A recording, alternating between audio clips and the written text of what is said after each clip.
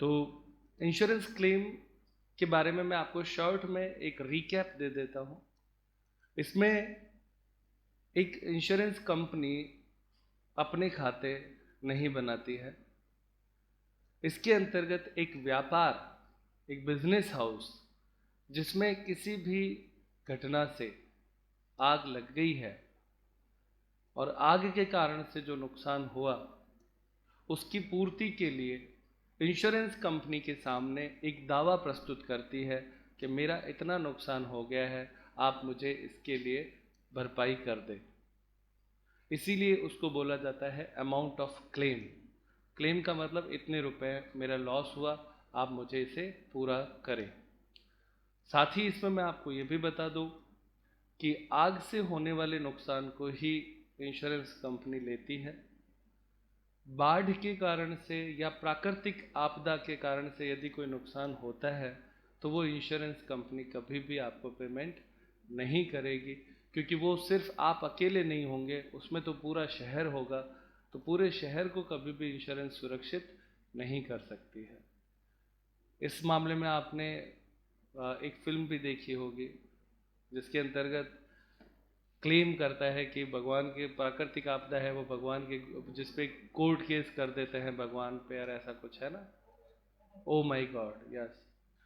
तो उसमें कोर्ट ये कहता है कि भाई उसका तो कोई इलाज नहीं हो सकता है, तो ठीक वैसा ही है। इसीलिए इसमें हम जब भी क्वेश्चन देखेंगे तो आग से होने वाले नुकसान को लिया जाता है, क्योंकि आग जो है वो प्राकृतिक रूप से नहीं लगती है, कहीं ना कहीं लूज पोल से कहीं नुकसान हो जाता है, अचानक से लग जाती है, और हर एक की बिजनेस में नहीं लगती है। इसलिए इंश्योरेंस क्लेम में हम आग से संबंधित दावों को ही देखते हैं। तो ये बात भी इसमें क्लियर होनी चाहिए। अब हम यहाँ पे सीधे इस पॉइंट पे आते हैं कि जो इंश्योरेंस क्लेम है वो आपके 3 तरह के होते हैं। पहला लॉस ऑफ स्टॉक यानी माल की हानि का बीमा। दूसरा कॉन्सिक्वेंशियल लॉस इंश्योरेंस यानी परिणामी हानि का बीमा। और तीसरा होता है कॉम्प्रिहेंसिव इंश्योरेंस, व्यापक बीमा। इन तीनों में अपने अपने फीचर्स हैं। क्लियर? अपने अपने फीचर्स इन सेंस, इसमें तो स्पष्ट है कि केवल स्टॉक का जो लॉस हुआ, आग से जो माल जला, उसका क्लेम बनाना है। कॉन्सिक्वेंशियल लॉस जो होता है वो होता है परिणामी हानि। इसमें 2 तरह के क्लेम बनते हैं। एक तो कि लॉस ऑफ प्रॉफिट, भाई कुछ समय तक काम बंद रहेगा तो लॉस ऑफ प्रॉफिट हुआ उसका, और प्लस कुछ समय काम तो बंद रहा पर हमारे एक्स्ट्रा खर्चे लगे उसको रीस्टार्ट करने में, उसका क्लेम बनेगा। कॉम्प्रिहेंसिव इंश्योरेंस ये होता है कि उसमें सब कुछ ही बीमा कराता है, प्लांट मशीनरी फर्नीचर बिल्डिंग सबका इंश्योरेंस। चूंकि उसके क्लेम को कैलकुलेट करने की ज़रूरत नहीं है। बिल्डिंग जली तो हमें पता है कितने लाख की थी, मशीन जली तो पता है कितने लाख की थी, तो उसका क्लेम कैलकुलेट करने में नहीं आता है। इसलिए हमारे पेपर के पॉइंट ऑफ व्यू से 2 ही क्लेम इंपॉर्टेंट है जिसको हमें कैलकुलेट करना पड़ता है, तो लॉस ऑफ स्टॉक का और कॉन्सिक्वेंशियल लॉस का। तो ये 2 ही तरह के हमारी बुक में क्वेश्चंस दे रखे हैं। ठीक है प्यारे बच्चों, अब हम इसमें आगे बढ़ते हैं। मैं सबसे पहले जो अगली हेडिंग लेना चाहता हूँ वो है लॉस ऑफ स्टॉक। तो यहाँ पे हम लिखते हैं लॉस ऑफ स्टॉक। तो लॉस ऑफ स्टॉक कैलकुलेट करने के लिए आप लोगों को सबसे पहला काम ये करना होता है कि हम इसमें मेमोरेंडम ट्रेडिंग अकाउंट बनाते हैं। ठीक है, तो उसका प्रारूप देखते हैं। ये आपका हुआ memorandum trading account. Memorandum trading account यानी स्मरणार्थ व्यापार खाता इसे बोला जाता है। इसमें सबसे पहले ये चीज़ देखनी है कि ये आपका फाइनेंशियल ईयर जहाँ से स्टार्ट होता है वहाँ से आग लगने की डेट वहाँ तक का बनता है। इसमें ओपनिंग स्टॉक लिखना होता है इस तरफ, परचेज लिखना है, डायरेक्ट एक्सपेंसेस यदि कोई है तो लिखना है, और ग्रॉस प्रॉफिट लेना है। ज़्यादातर संभावनाओं में हमेशा ये परसेंटेज में ही होगा, वो परसेंटेज ऑन सेल्स हो सकता है, परसेंटेज ऑन कॉस्ट हो सकता है, पर होगा परसेंटेज में। और सेल्स लिखना है। जब आप ये सारी बातें लिख देंगे तो बैलेंसिंग फिगर से क्लोजिंग स्टॉक आएगा। तो चूंकि क्लोजिंग स्टॉक बैलेंसिंग फिगर से आप कैलकुलेट कर रहे हो, इसीलिए इसे मेमोरेंडम ट्रेडिंग अकाउंट भी कहते हैं। ठीक बात। ये जो क्लोजिंग स्टॉक हमारा आता है बैलेंसिंग फिगर से, ये इंश्योरेबल स्टॉक कहलाता है। इंश्योरेबल स्टॉक कह दो या इंश्योरेबल प्राइस कह दो। इसका मतलब है कि आप लोगों को इंश्योरेंस इतनी अमाउंट का कराना चाहिए था जितनी यहाँ पे आई है। क्लियर? और या इसका एक और चीज है, ये एक बात और इंडिकेट करता है, वो कहता है stock on the date of fire, यानी जिस दिन आग लगी उस दिन गोदाम में कितना आपके क्या था, स्टॉक था। Stock on the date of fire, जिस दिन आग लगी उस दिन कितना स्टॉक था, ये इस बात को इंडिकेट करता है। तो हमारे इस पूरे प्रश्न में जब आप मेमोरेंडम ट्रेडिंग अकाउंट बनाते हो तो हमें ये चीज़ ही कैलकुलेट करनी है जो बैलेंसिंग फिगर से आएगी। जबकि आप पूर्व में जब ट्रेडिंग अकाउंट बनाते थे तो जीपी बैलेंसिंग फिगर होता था, इसमें जीपी बैलेंसिंग फिगर नहीं होता, इसमें क्लोजिंग स्टॉक बैलेंसिंग फिगर के अंतर्गत आएगा। और वो इस बात को प्रूव करता है कि गोदाम में जिस दिन आग लगी उस दिन कितना स्टॉक था। क्लियर? यहाँ तक लिखें। इसके बाद में हम यहाँ पे लिखेंगे stock at the date of fire, तो वो आपके यहाँ पे हम लिखेंगे लेस स्टॉक सेव्ड, जितना स्टॉक आग लगने से आप बचा लेते हैं उसे घटा दिया जाता है। जब आप इसे घटा देंगे तो घटाने के बाद में आएगा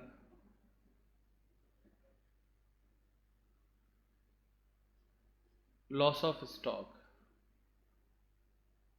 loss of stock.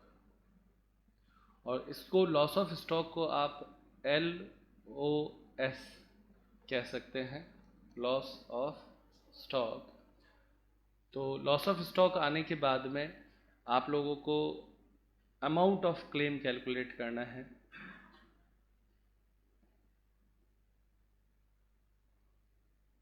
Amount of claim, और यहाँ पे ब्रैकेट में इसके लिख दो एवरेज क्लॉज, एवरेज क्लॉज। प्यारे बच्चों, एवरेज क्लॉज क्या होता है पहले इसको समझ लें। इसमें होता ये है कि जब भी कोई व्यापारी अपने स्टॉक का इंश्योरेंस कराता है तो वो कई बार क्या करता है कि पूरे स्टॉक का इंश्योरेंस नहीं कराता है। क्लियर? जैसे उसके पास मान लो जितना भी स्टॉक था वो उसके 50% का ही स्टॉक का इंश्योरेंस करवाता है। वो ये मान के चलता है कि जब भी मान लो कभी दुर्घटना घटित होगी तो ज़्यादा माल नहीं जलेगा, आधा ही जलेगा और मैं बचा लूँगा, ऐसा सोचते हैं। और पैसा बचाने के लिए वो आधा ही करवाते हैं। तो जितना इंश्योरेंस करवाया वो 50% था। अब हुआ क्या कि आग लगी और उसका जो माल है वो गोदाम में जितना भी था उसमें से उसका 40,000 का माल जल गया। क्लियर? तो इंश्योरेंस कंपनी तुरंत ही ये कहती है कि भैया आपने 50% इंश्योरेंस कराया, इसलिए जितना नुकसान हुआ ना लॉस ऑफ स्टॉक उसका 50% ही हम देंगे, और वो आपको केवल कितना दे देगी, 20,000 रुपये देगी। और वो ये बात इसलिए पता चल जाएगी उसको क्योंकि मेमोरेंडम ट्रेडिंग अकाउंट बताता है कि स्टॉक था कितना, और जितना स्टॉक था वो उससे अगर आपने कम कराया है तो उसी अनुपात में आपको पैसा दिया जाएगा। इसे औसत वाक्य या एवरेज क्लॉज कहते हैं। तो सिंगल लाइन में आपको अगर एवरेज क्लॉज बताना हो तो ध्यान से सुने। अगर कोई व्यापारी अपने स्टॉक की क्षमता से कम स्टॉक का बीमा कराता है तो जिस दिन नुकसान होता है उस दिन इंश्योरेंस कंपनी उसी अनुपात में उसको पैसे देती है।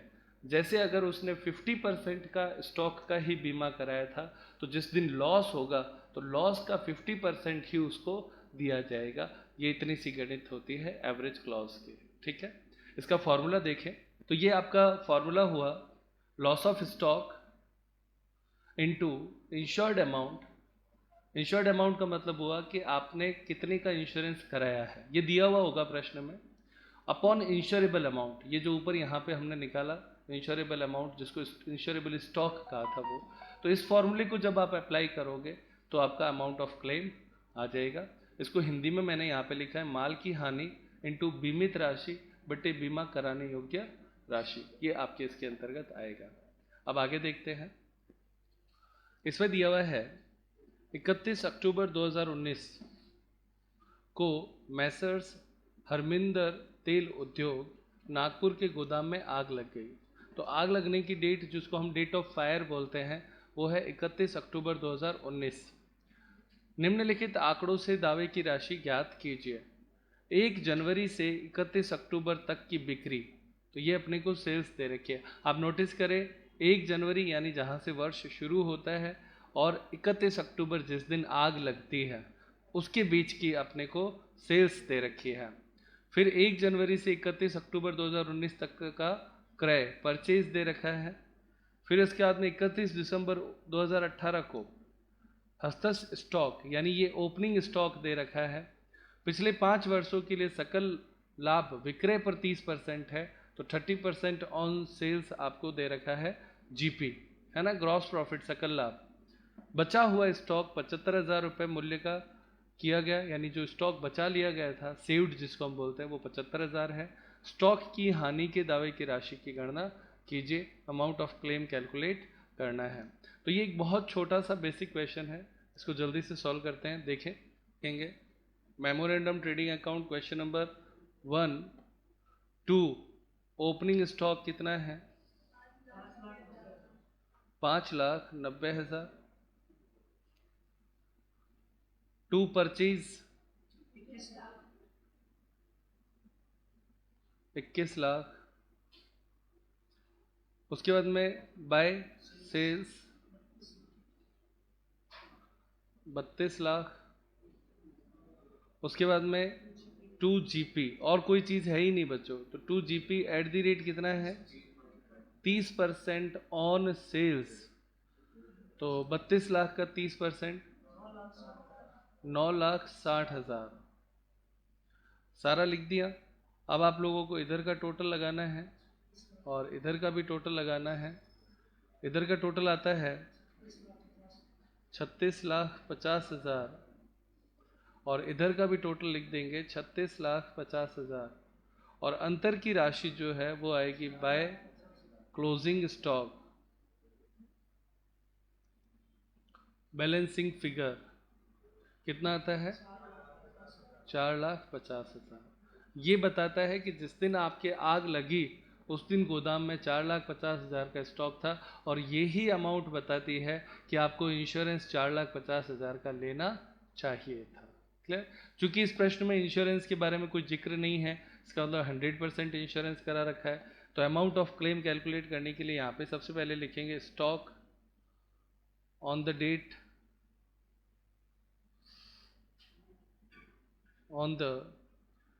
डेट ऑफ फायर,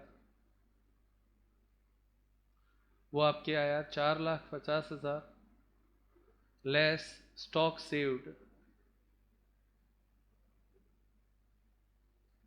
किताबों में सैल्वेज्ड लिखा है, इसका मतलब भी सेव्ड ही होता है, जो आग से बचा लेते हैं ना उसको बोलते हैं।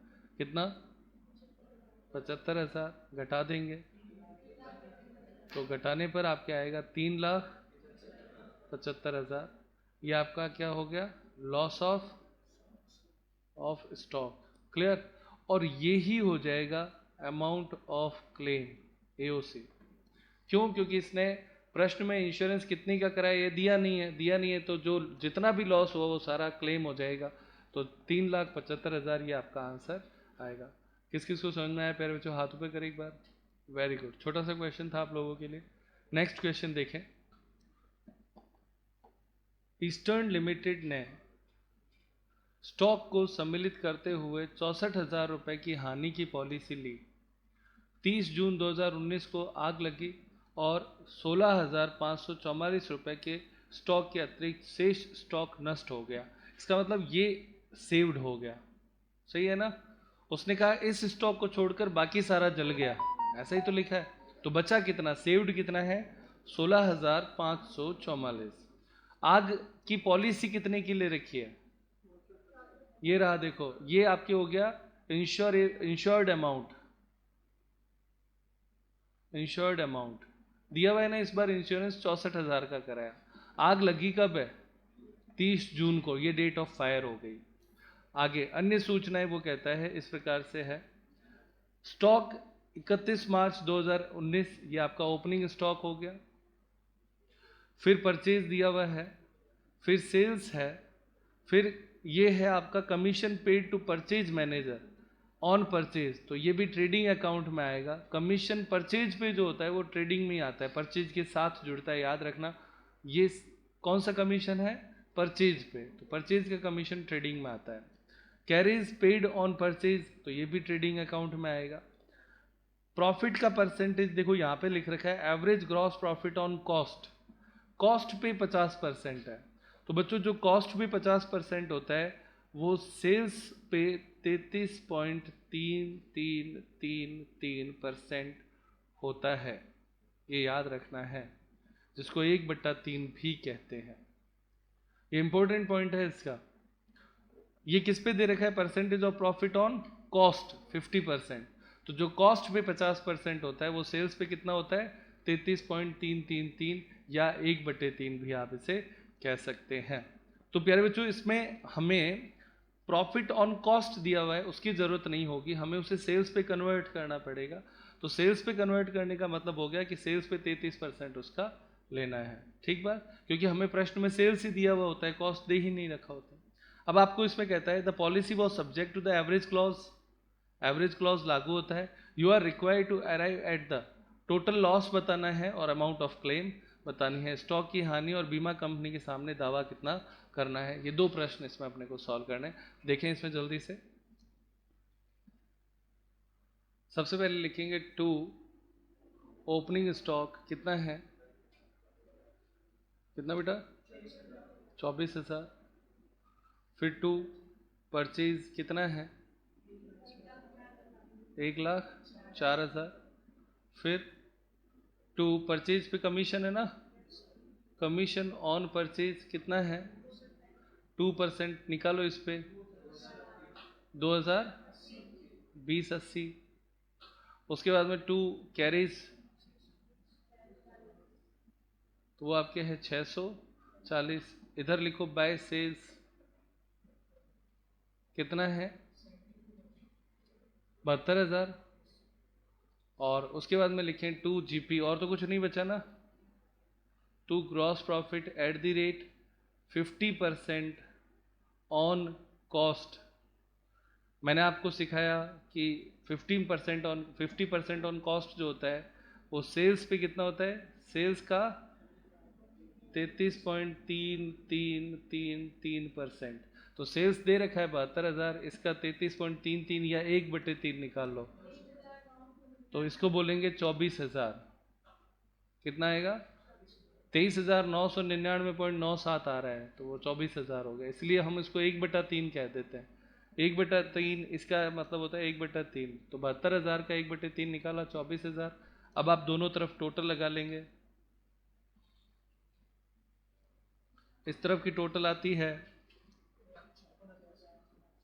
54,000, 1,54,720। इधर की टोटल आती है, इधर भी लिख दो 1,54,720, और अंतर जो आता है उसे हम कहते हैं by closing stock balancing figure. कितना? 82,720। ये है, ये किस बात को इंडिकेट करता है? Insurable amount. ये कहता है कि आपको 82,720 की इंश्योरेंस लेनी चाहिए थी, लेकिन प्रश्न में 64,000 की ले रखी है, कम की ले रखी है ना, तो एवरेज क्लॉज एप्लीकेबल हो जाएगा। तो अब अपने आगे का काम करते हैं। सबसे पहले लिखो stock on date of fire कितना है? Stock on date of fire 82,720 less saved stock, तो कितना स्टॉक बचा लिया? 16,544 घटा देंगे 66,176, ये आपके आ जाएगा loss of stock, LOS, loss of stock. अब आप लिखेंगे अमाउंट ऑफ क्लेम, तो इसमें एवरेज क्लॉज लागू होगा। क्यों लागू होगा?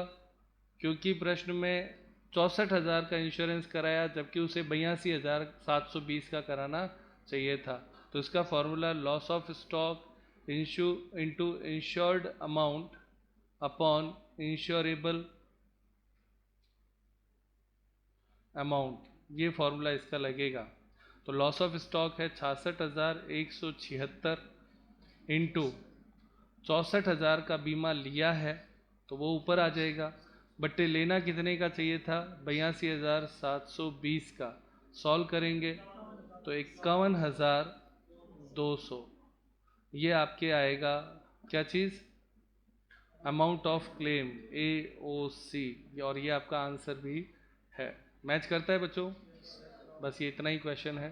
तो आज की क्लास यहीं पे समाप्त करते हैं प्यारे बच्चों।